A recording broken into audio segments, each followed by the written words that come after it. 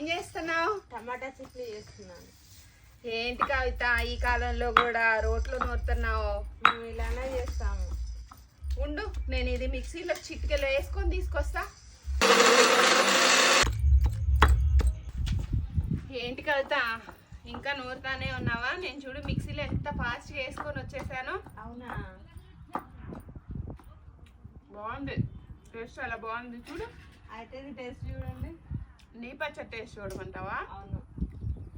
సరే ఉండు.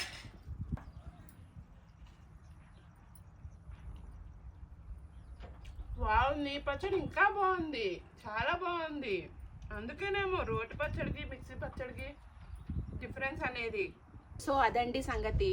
మనం రోట్లో వేసిన పచ్చడికి మిక్సీలో వేసిన పచ్చడికి ఎంత డిఫరెన్స్ తెలుస్తుంది. మనం టేస్ట్లో ఫీల్ అవుతున్నాము, కలర్లో అన్నిట్లో ఫీల్ అవుతున్నాం. సేమ్ అదే విధంగా మనం మిషనరీ రిఫైన్ ప్రాసెస్లో తీసిన నూనెకి ఎద్దుగానుగులతో తీసిన నూనెకి ఎంత డిఫరెన్స్ ఉంటుందో, దాంట్లో ఉన్న న్యూట్రియంట్స్, దాంట్లో ఉన్న అరోమా, అవన్నీ ఒక్కసారి మీరు టేస్ట్ చేసి ఫీల్ అయితే కానీ తెలుసుకోలేరు.